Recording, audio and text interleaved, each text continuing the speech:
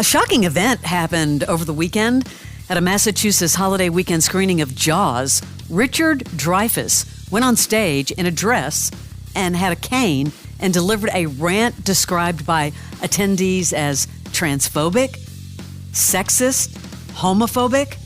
I have no idea why this happened. No one still does. But people went onto social media to say that it was disgusting and people were leaving in droves. Apparently, he started talking about Barbara Streisand, who produced Nuts, calling her a genius, but that women, in the commentator's account of the event, are so passive. That's why the movie sucked. And then he started down the road of how you shouldn't be listening to some 10-year-old who says they want to be a boy instead of a girl. Ooh. Yeah. The crowd was shouting at him. A lot of people were walking out. No one knows what happened. They were apparently apologizing because of this. But what do you think it is? Did wine speak? I don't know. You know what I mean? Like, this was over the weekend, right? So this was like, Memorial Day weekend. You tip a few back, you see your true self. I don't know, but that's not like one little slip up. That is a full-on rant. It's a full-on rant. He went on, and wow. I don't think there's any audio of it, but it's just embarrassing. I don't know what happened. Well, there's no audio because no one's trying to tape 76-year-old Richard Dreyfus doing a speech. Like you didn't know that was coming, or else everybody would have been rolling. Other sad story over the weekend, Johnny Wactor, who was in General Hospital.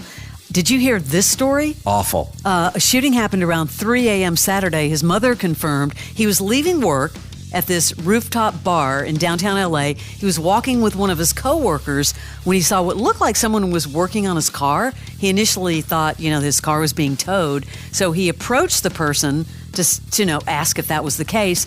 The suspect looked up. He was wearing a mask. And he opened fire. Immediately, when he said, "Hey, am I being towed?" the dude with a hoodie turned around and shot him. 3 suspects fled in a vehicle. Paramedics took him to the hospital. He was later pronounced dead. He'd been gone from General Hospital for a few years, I had read, and he was doing this, gig at this restaurant as a bartender. Yeah, I think he was on GH from 2020 to 2022, but on a lot of other TV series he had appearances on. Call of Duty, Vanguard, Station 19, NCIS. He was with someone else and actually jumped in front of them, so he died saving them. I'm surprised that these guys didn't shoot the other person. His mom said he was a hero, that he stood in front of his friend. I think that's what she said. Yikes. I know. And then another really tragic story. Charlie Colin, founding member of the band Train, also passed away, died at 58 years old, slipping in a shower. Did you hear that story? Yeah, he was house sitting. Yes. Where was that? It was like Lisbon or Amsterdam or something, like somewhere in Europe. I think it was in Brussels. His sister confirmed her brother's death. She said he died after slipping and falling in the shower, house sitting for a friend in Brussels. So, sad story, and I'm curious, did he get bought out of Train? Because I know he hasn't been in the band, 20 years? No, I don't know. He was one of the founding members. Yeah. He played on 3 records. So the first 3, Drops at Jupiter, he played on that. So I don't know what happened after that, but what a tragic story. I mean, they came home and found him, I guess water's still running, and he's there in the shower. You always hear about these home freak accidents. That's one of them. So scary.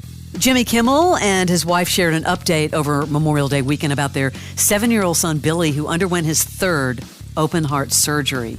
He had his first one just hours after his birth, and then another successful procedure at Children's Hospital in L.A. Can you imagine No. you have a little baby child, and they're doing open heart surgery? No. Wow. I can't imagine. When we had Maddie, she was in the ECU for like 3 weeks. She was a preemie, and at one point they finally said we could bring her home, and things weren't going well, and I had to put her. I mean, this is all like fast snap reaction. Had to put her in the car and take her back to the NICU like immediately. Really? Like they're like, bring her back. You don't know what you're going to do in that situation. You're trembling. I remember vividly driving down Peachtree, just shaking. Like, oh my God, I'm taking my daughter not to some party, back to the hospital? Well, it ended well. She graduated 2 weeks ago. Yeah, congratulations. She's out in the wild. Yeah. Kimmel took to Instagram to express his gratitude for the hospital, Sad. the staff, the outpouring of support from family, friends, even strangers. Mike Tyson experienced a medical emergency on a recent flight from Miami to L.A. Tyson, I guess, got nauseous and dizzy due to an ulcer flare-up 30 minutes before landing. Passengers waited on the plane for 25 minutes after landing at LAX, while paramedics assisted Mike Tyson, who is now reportedly doing well. What is this going to do to the fight? Because we're getting close to the fight. Apparently, he's set for the fight against Jake Paul on July 20th. It's going to be aired on Netflix. Oh, they're going to do all kinds of investigations. There's a lot of money on the line. Wait, what's going to happen if he has another ulcer flare-up? Well, I mean, ulcer isn't like terminal, right? Obviously, but it's no good.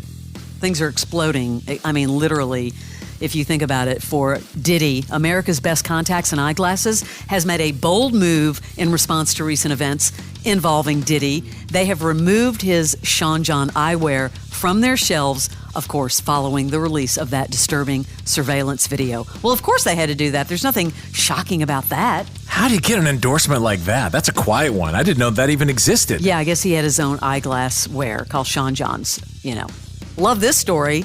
Dave Navarro back in Jane's Addiction for a classic lineup. First show in 14 years. I guess what I didn't realize was that in 2022, original bassist Eric Avery rejoined the band because Navarro was sitting out. It prevented a reunion, for the band. I didn't realize he was suffering from long COVID. Me either. And this could be bad news for Porno for Pyros. Yeah, it could be if you think about the whole lineup situation. Because they are tighter than ever with Navarro back. You want to hear some of it? It's not the best. Yeah, this is like Dave Navarro. This is also, hold on one second here. Sorry. Imagine Jane's Addiction playing at a Starbucks. Because that's what this looks like. They're in London at some bar. And they have to they're hitting elbows. They're so tight. It's so weird to see a band like that on such a tiny stage. You've got Dave Navarro, Eric Avery, Perry Farrell, and Stephen Perkins. This is like the first show since 2010. They are tighter than ever. Here's a clip of it, and this is Dave Navarro back with them. And this is a new song, brand new, that they played at this tiny little, I swear it looks like a coffee shop. Yeah, Imminent Redemption. And you'll hear a guitar solo, and again, this is not the best audio, but you'll get the idea. Just a few seconds of it. Yeah, not the best audio from a phone, but still, man, Navarro shredding. I am so ready to hear that. That's your Celebrity Sleaze.